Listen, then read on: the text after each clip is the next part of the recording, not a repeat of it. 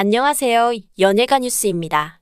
지난 5월 13일 생방송으로 진행된 KBS 뮤직뱅크에선 1위 후보로 이명웅, 그리고 신인그룹 르세라핌이 경합을 벌였고 그 결과 르세라핌이 1위 트로피를 차지했습니다.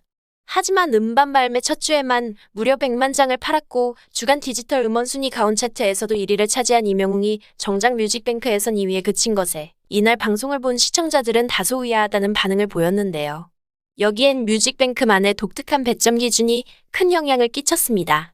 음원 점수, 음반 점수에서 앞섰지만 방송 횟수 점수에서 0대 5348이라는 열세를 보였고 결과적으로는 총점에서 846점 차이로 르세라핌이 1위에 선정된 것인데요. 대체 방송 횟수 점수가 뭐길래 인기곡 주간 순위를 좌우할 만큼의 위력을 발휘한 것일까요? 지난 2월 뮤직뱅크는 자신들의 순위 집계 방식을 일부 변경했는데요. 구체적으로 전체 총점은 디지털 음원 60%, 방송 횟수 20%, 시청자 선호도 10%, 음반 판매 5%, 소셜미디어 5%입니다. 인스타 같은 SNS 지수를 새롭게 포함시켰고 기존 방송 횟수엔 TV, 라디오뿐만 아니라 디지털이란 내용이 추가되었습니다. SNS 지수는 유튜브, 틱톡 등 영상 플랫폼에서의 조회수 및 좋아요 수치로 환산된 것이며 각종 인터넷의 영향력을 감안하면 이 부분은 어느 정도 이해되는 항목입니다.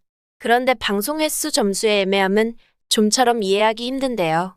일반인들의 시각에서 방송 횟수라고 하면 A라는 노래가 한 주 동안 TV, 라디오 등에서 얼마나 자주 들렸는가라고 생각할 수 있지만 실상은 다릅니다.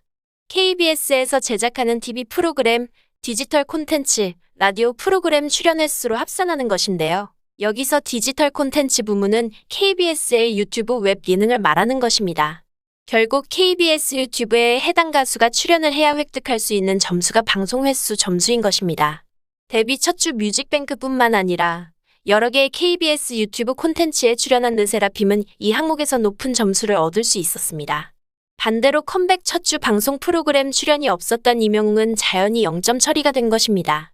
문제는 해당 점수 항목이 방송 출연 섭외와 직결된 부분이며 일반 시청자 또는 팬들이 전혀 관여할 수 없는 영역이라는 점에 있습니다.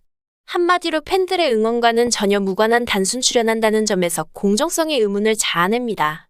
음반이 팔리고 음원이 많이 재생되고 유튜브, 틱톡 등에서 동영상을 보는 것은 모두 음악 팬들의 음악을 소비하는 일련의 과정이자 행동에 해당하는데 사람들의 선택과 전혀 무관한 항목이 순위 산정에 큰 영향력을 끼치다 보니 일부 시청자들은 방전뱅크라는 비아냥을 늘어놓기도 합니다.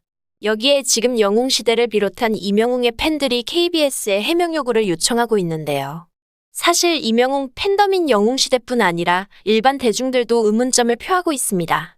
여기서 저희 연예가 뉴스는 커뮤니티 반응을 소개해드리겠습니다. 근데 솔직히 뮤뱅 점수 문제 있긴 해요. 르세라핌 방점이 좀 갑질맞음, 이명웅 길들이기, 뮤뱅 1위 이런 게 하루 이틀도 아니라서 공신력 따위 사라진 지 옛날인데 이명웅이 당하니 다르군요 크크. 어떻게 보면 잘된 거일 수도 있어요. 이명웅 덕분에 이게 공론화돼서 좀 더 공정하게 바뀌면 좋죠.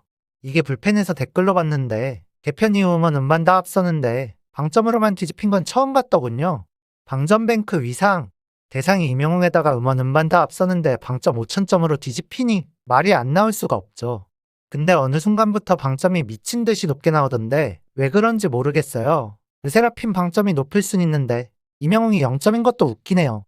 이제 KBS는 다음 이명웅 쇼 물 건너갔나요?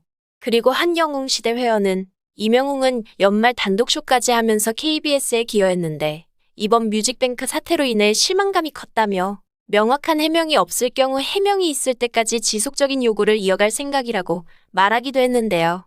저희가 보기에도 자사의 유튜브 방송 출연 횟수를 점수화하는 건 도대체 해당 가수의 음악과 어떤 관계가 있는지 의문스럽습니다. 단순 가수 길들이기가 아니냐는 논란이 괜한 논란은 아닌 것 같은데요.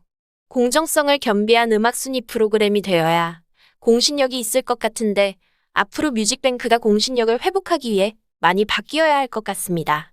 오늘은 여기까지입니다. 끝까지 시청해주셔서 감사합니다.